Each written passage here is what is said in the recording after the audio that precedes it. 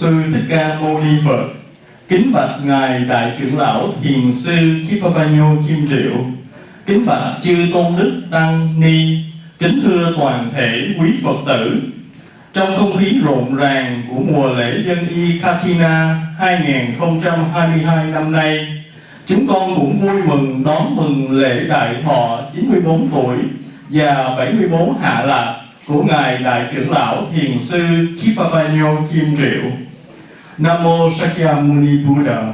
Dear our most venerable Khippapanno Kim Triệu, venerable monks and nuns, Dhamma's brothers and sisters, in the joyful atmosphere of the Kathina robe offering seasons, we are also happy to gather here today to celebrate the 94th birthday and 74th Wasa for the most venerable Khippapanno Kim Triệu. Đầu tiên, chúng con xin kính mời Phật tử nhóm Satipatthana tiến hành nghi thức dâng đèn hoa cúng dường Tam Bảo. Today, our Dhamma brothers and sisters Satipatthana would like to offer beautiful flowers and candles with the utmost sincerity to dedicate our gratitude and respect to the Triple Gem. Kính xin mời.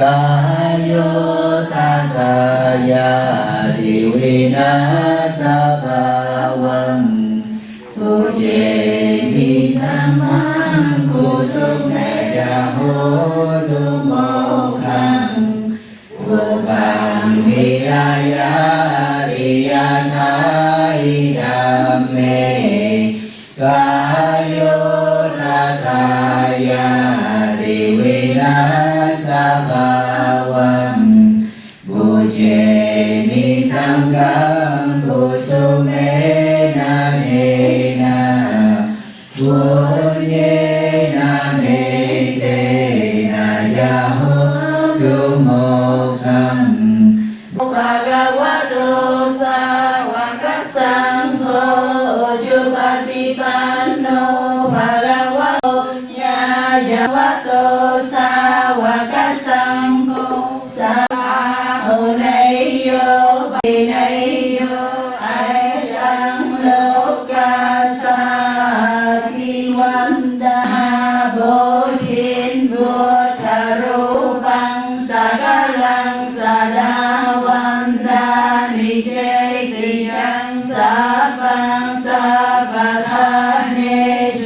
lần thứ ba. Con đem lòng thành kính lâm lại Đức Phật Thầy Thế Dạy. Con đem lòng thành kính lâm lại Đức Phật của đó. Ngài Phật ca rằng cao thượng đẹp chân quả chân biên tri. Do Ngài Thứ Ngộ không Thầy Thế Dạy. Con đem lòng thành kính lâm lại Đức Phật qua đó. Ngài Phật ca rằng cao thượng đẹp chân quả chân biên tri. Do Ngài Thứ Ngộ không Thầy Thế Dạy. Con đem hết lòng thành kính làm lễ Đức Bhagavato. Ngài là bậc A-la-hán cao thượng, được chứng quả chánh biên tri. Do Ngài Tử Ngộ không Thầy chỉ dạy. Kế tiếp, chúng con xin kính mời sư Tamawamsa có đôi lời chúc thọ đến Ngài Thiền sư. Và chúng con cũng xin kính mời sư thiền viên giúp chuyển ngữ lời chúc thọ sang tiếng Việt. Next, we would like to respectfully invite Bhante Tamawamsa to have some words to extend our shared happiness on the birthday of our most venerable Khippapanno Kim Triệu. We also would like to invite Bhante Punya to help translate the speech. Namo tassa bhagavato arahato samma sambuddhassa. Namo tassa bhagavato arahato samma sambuddhassa. Homage to the Buddha, the worthy one, the fully enlightened one. Most venerable Khippapanno, please your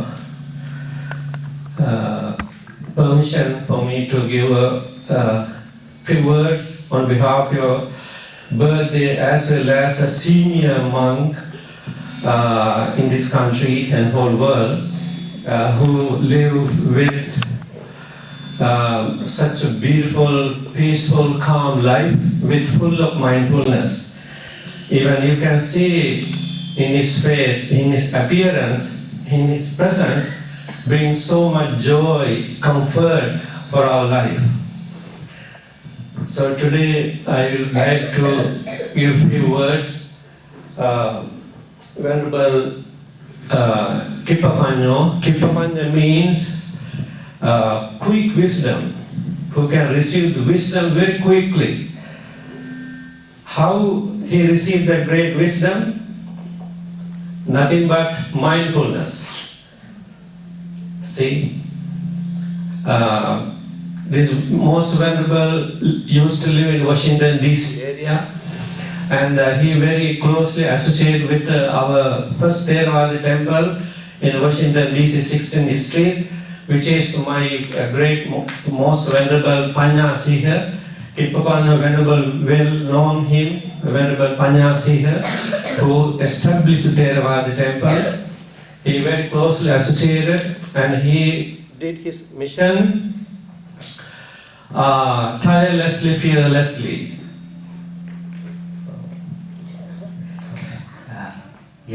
Nam mô Bổn Sư Thích Ca Mâu Ni Phật. Bante Dhammawangsa, các con hỷ có mặt ở đây.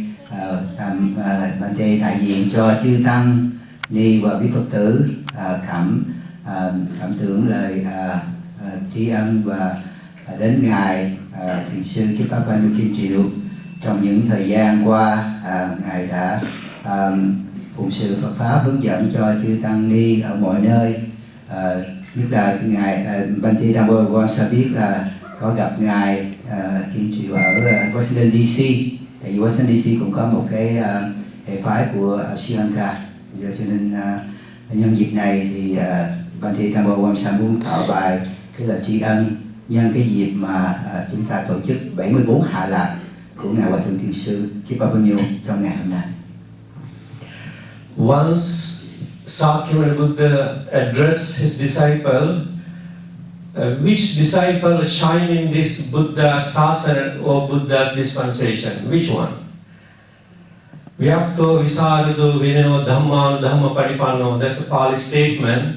Who shine in this Buddha's teaching or Buddha dispensation or Buddha Sasana in Pali? Who is very clever, very smart, very mindful, very virtuous and very wise. That's a person or a disciple shining and illuminating my sasana, my dispensation. So perfectly matching this Buddha's word for the Venerable Khippapanno. So Bante Dhammawangsa nói là ngài thiền sư của chúng ta là một cái gương sáng, như là Đức Phật đã mong muốn các vị đệ tử của Đức Phật, tức là cái gương sáng và đi đâu cũng đầy đủ chánh niệm, đầy đủ trí tuệ và phụng sự Phật pháp một cách nhiệt tình.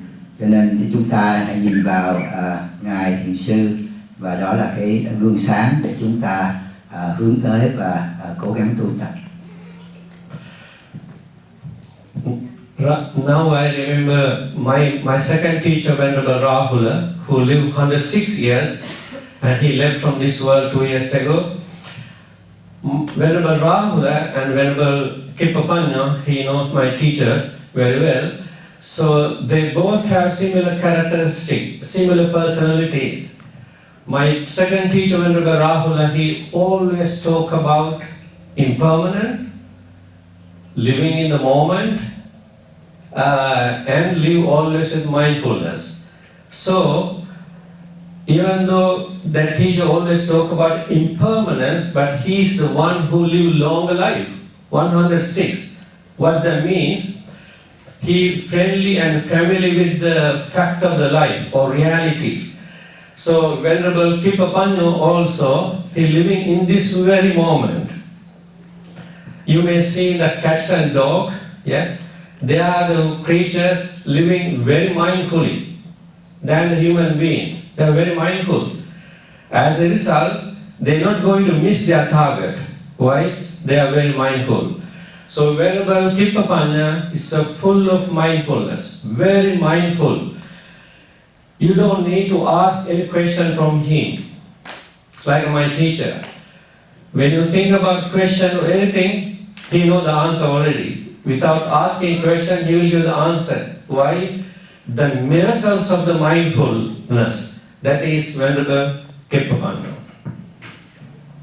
Thì trong Quam Sa có cái vị sư phụ là ngài Rahula, ngài được trường thọ tới 106 tuổi. Thì ngài Rahula, ngài thiền sư Kim Triệu cũng biết ngài Rahula, cố hòa thượng Rahula.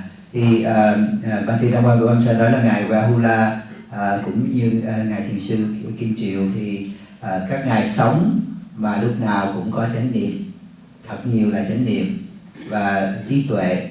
Cho nên bởi vì như vậy mà mặc dù sống 106 tuổi, Rahula lúc nào cũng nhắc nhở tất cả các vị đệ tử về cái bản chất của vô thường, nhưng mà chính ngài lại sống được 106 tuổi. Đó là nhờ qua cái sự tu tập, cái tâm của quý ngài lúc nào cũng trong chánh niệm, lúc nào cũng gìn giữ sống trong giây phút hiện tại. Cho nên ở đây chúng ta cũng có cái gương sáng của ngài Khippapanno Kim Triệu để chúng ta trân quý. So, another Buddha's words, whoever live in this monastic life, it could be bhikkhu, bhikkhuni, or a samana or samaneri, they don't need to do service to the world, but if she or he can live very virtuous life, very compassionate life, loving life, with the self-control, self-taming, he or she is the one doing so much benefit for the whole world. So that is one of the great quality of the Venerable Khippapanno. Và thì trong Nam Mô Quan Sa nói là các vị chư tăng ni thì khi mà tu tập thì lúc nào cũng cố gắng giữ chánh niệm, giữ đức độ trong sáng, và khi mà có chánh niệm, có giới định và tuệ thì ở đâu quý ngài, quý chư tăng, quý tỳ khu chư tăng ni đó sẽ có cơ hội để mà tu tập, và nhất là phụng sự Phật pháp, đem lợi lạc cho tất cả mọi người. Finally, you as a good practitioners, Venerable Khippapanno know very well the mindfulness or sati. Even this center called Satipatthana Meditation Center. Satipatthana, that is the foundation of the Buddhist teaching. You see that 2,500 years ago, Buddha talked about this mindfulness or sati. So, in these 25 centuries, including scientists, doctors, more Western scholars talking very highly how important, how essential this sati or mindfulness for our day-to-day life. So, we as a Buddhist, we have to be very happy, have this rich, very unchangeable teaching of Buddha's wisdom to spread around the globe. So one example for us, Venerable Khippapanno. So Venerable Khippapanno's great mindfulness living, you feel already you become calm and relaxed and balanced because he's a great mindfulness. So in this very auspicious day, I'm talking to myself too. We all need to develop little by little, more and more mindfulness. That is the miracle. That is the thing, bring all the comfort. It could be material benefit, spiritual happiness, or nirvana also can receive by only cultivating, developing this sati or satipatthana or mindfulness. Và sau cùng, Ban Thi Đăng Quang Sa muốn nhắc nhở chúng ta, tất cả chúng ta ở đây phần đông là thiền sinh, và khi vào đời thiền sinh chúng ta thực tập chánh niệm. Khi thực tập chánh niệm chúng ta hiểu cái sự lợi lạc của chánh niệm là để bảo vệ cho cái tâm chúng ta được trong sạch, không có phiền não. Thì trong thế giới ngày nay chúng ta thấy là cái sự chánh niệm nó được áp dụng thường xuyên ngay cả trong đời sống ở ngoài đời. Cho nên chúng ta lúc nào cũng cố gắng trở về với chánh niệm. Và khi mà chúng ta nhìn vào cái gương sáng của Ngài Thiền sư Khippapanno Kim Triệu thì đó là cái điểm để nhắc nhở chúng ta.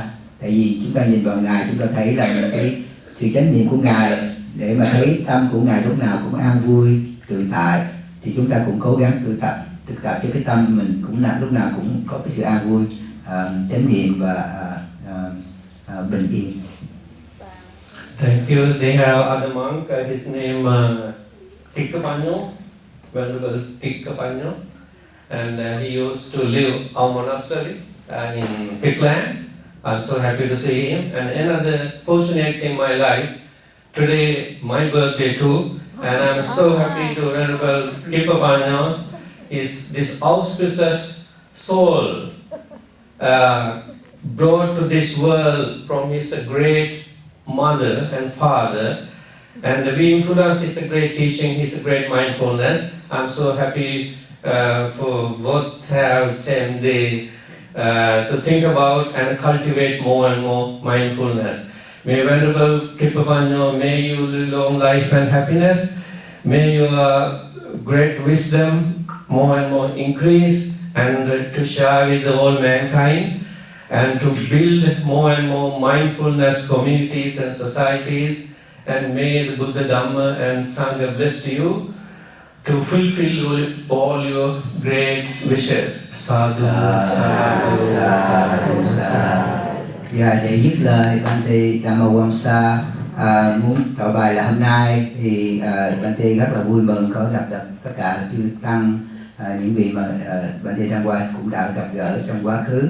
Và hôm nay nhân cái dịp lễ mừng đại thọ của Ngài Thiền sư Khippapanno Kim Triệu cũng như là 74 Hạ Lạc, hôm nay cũng là ngày sinh nhật của Bante Dhammawamsa, cho nên Bante rất là hoan hỷ có mặt ở đây. Và để dứt lời, Bante xin kính chúc Ngài Hòa Thượng Thiền sư Khippapanno Kim Triệu luôn luôn được nhiều sức khỏe, sống lâu, 100 tuổi và hơn đó nữa, để mãi là cái gương sáng, là ánh bóng mát để mà tất cả chúng ta có thể nương tựa chúng ta. Và chúc cho Ngài Thiền sư luôn được nhiều sức khỏe và an vui. Kính chúc tất cả đại chúng được nhiều sức khỏe và an vui. Sadhu, sadhu, sadhu. Do some translation for the Dhamma talk for the Sayadaw-ji, so in case you do not understand Vietnamese. So first of all, he said today is a good day, good time.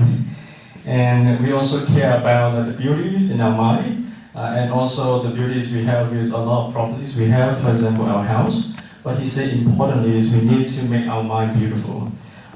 According to the Buddha, this means beautiful in the front, in the middle, and in the end. Mind reflects on our behaviors, especially in our thought, in our speech, in our actions, and especially all the states of our mind. Because beautiful minds will create the peace in the world.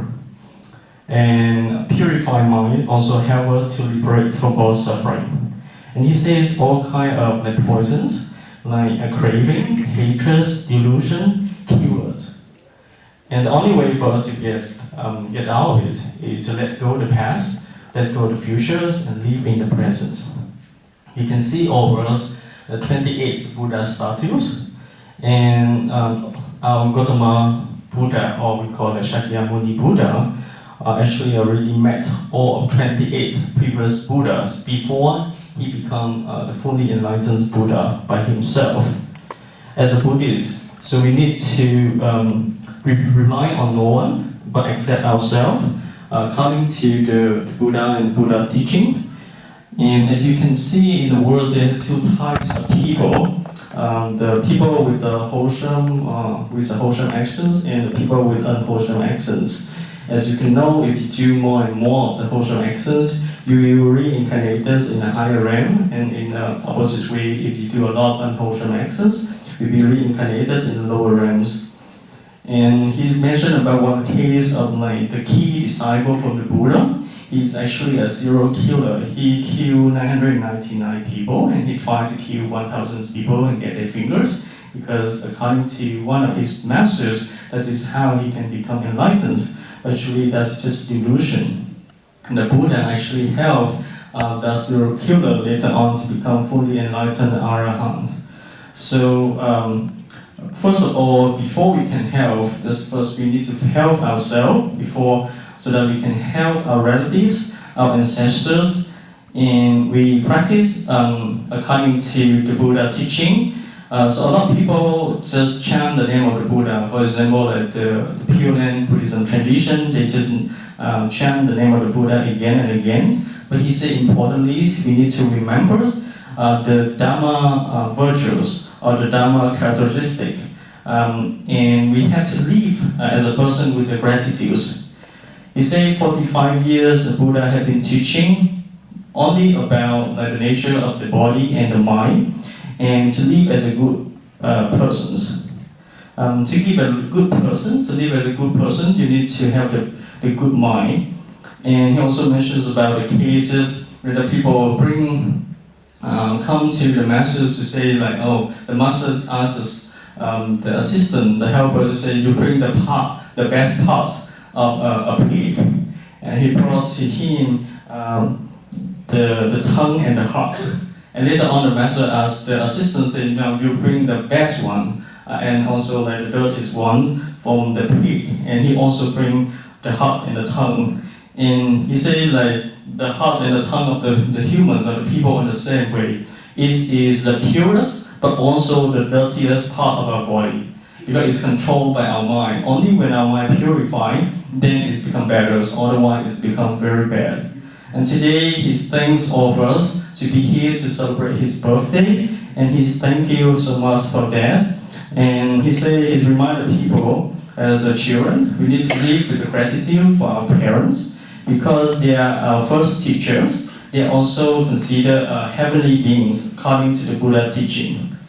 And we help our parents by helping them to live, first of all, as like dana or the giving, practice the precepts, and also practice the meditations. Help them to learn those kind of things, because he say help them now when they are alive. Don't wait until they pass away and we have the prayer for them. At the end, he wished all of us to have the beauty, longevity, wellness, happiness, and wisdom. And thank you very much.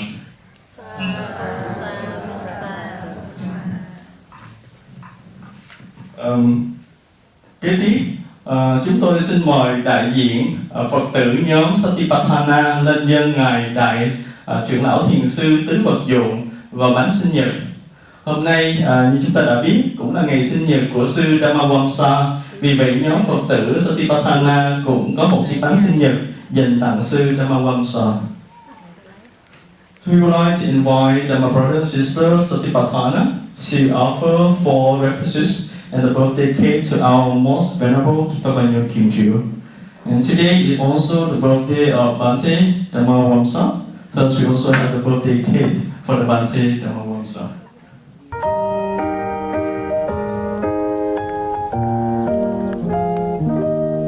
Happy birthday to you. Happy birthday to you. Happy birthday, happy birthday, happy birthday to you.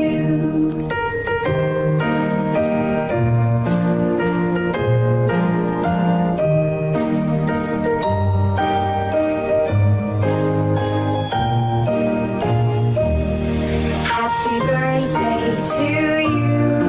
Happy birthday to you. Happy birthday, happy birthday, happy birthday to you.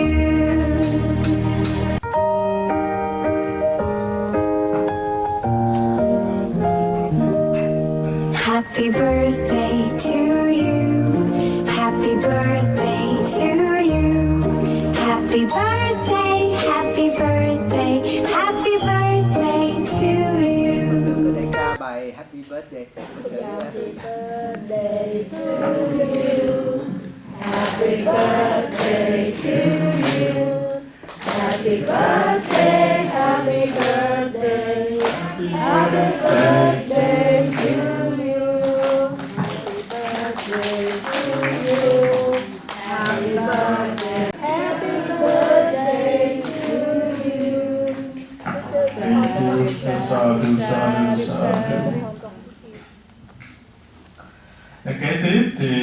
chúng tôi xin mời đại diện nhóm Phật tử Khippapanno sẽ sau đây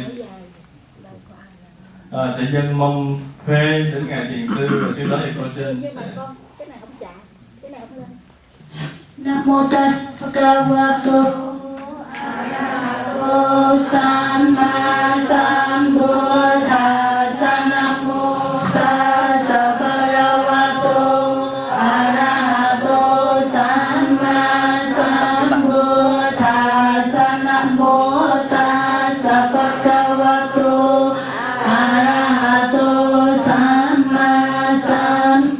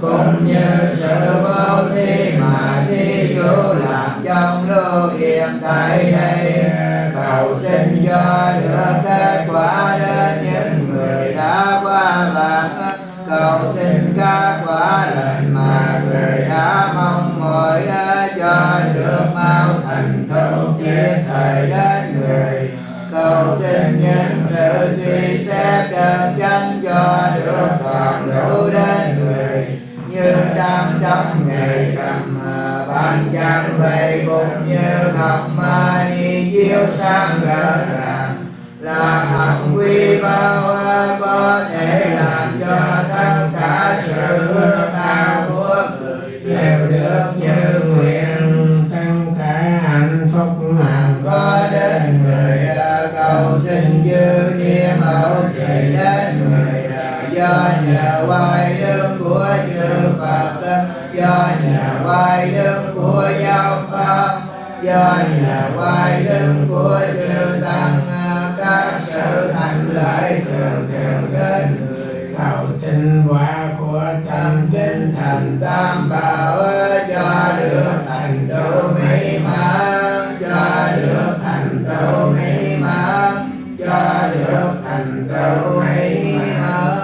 Sa thu lành thai phước căn con đã tạo thành, do thân khẩu ý tu hành gieo nên, đều là phước bao vững bền, có thể tiếp chung độ lên thiên đàng, cung trời đau lợi thọ nhàn, chúng sanh hữu tưởng nhân gian ta bà, chư thiên phạm thiên cũng là bậc trời vô tưởng được mà hưởng an, phước con hồi hướng dân ban, chúng sanh hay biết hoàn toàn lãnh thâu, bằng ai chưa rõ lời cầu, xin cùng niệm chúng đến hậu mắt ngay, có người làm phước được đầy, lại đem hồi hướng hiện nay thăm cùng, chúng sanh quan hỷ lãnh chung, hưởng được phước quý ung dung thanh nhàn, chúng sanh thế giới ca hàng, bởi nhờ thọ thực sanh an mang trường, xin thâu phước bao cung dường, qua thành thực phẩm mùi hương thọ lòng chữ thiên ngự trên hư không, địa cầu thượng ngự rõ thông mọi điều, long vương thần lực có nhiều, đồng sinh hoan hỷ phước điều chúng con, hộ trì và các giáo tăng bồi, ca phật thầy tổ an vui lâu dài, quyên thuộc tránh khỏi nạn tai, chúng sanh được hưởng phước dài bền lâu, chúng có vui tu đào màu, tu hành tinh tấn ngõ hậu vô sanh liên. Ilang ho tu suvita ho tu nha ta yo, ilang no nha, ilang ho tu suvita ho tu nha ta yo, ilang no nha, ilang ho tu suvita ho tu nha ta yo. Chúng con đã trong sanh làm đây, hãy là món duyên lành để dứt khỏi những điều ô nhiễm ngủ ngầm nơi tâm trong ngày vị lai. Xin chư thiên quan hỷ quả phước của chúng con đã tạo trong ngày hôm nay. Sa thu lành thai. Xin chư thiên quan hỷ quả phước của chúng con đã tạo trong ngày hôm nay. Sa thu lành thai. Xin chư thiên quan hỷ quả phước của chúng con đã tạo trong ngày hôm nay. Sa thu lành thai. Kế tiếp, chúng tôi xin kính mời tất cả chư tăng ni Phật tử sẽ chụp tấm hình lưu niệm với Ngài Đại Thiền Sư. Sau đó thì xin thỉnh Ngài Thiền Sư Sư Dhammawamsa quý tăng ni Phật tử sẽ ra trước cửa chánh điện để tiến hành nghi thức thả bong bóng.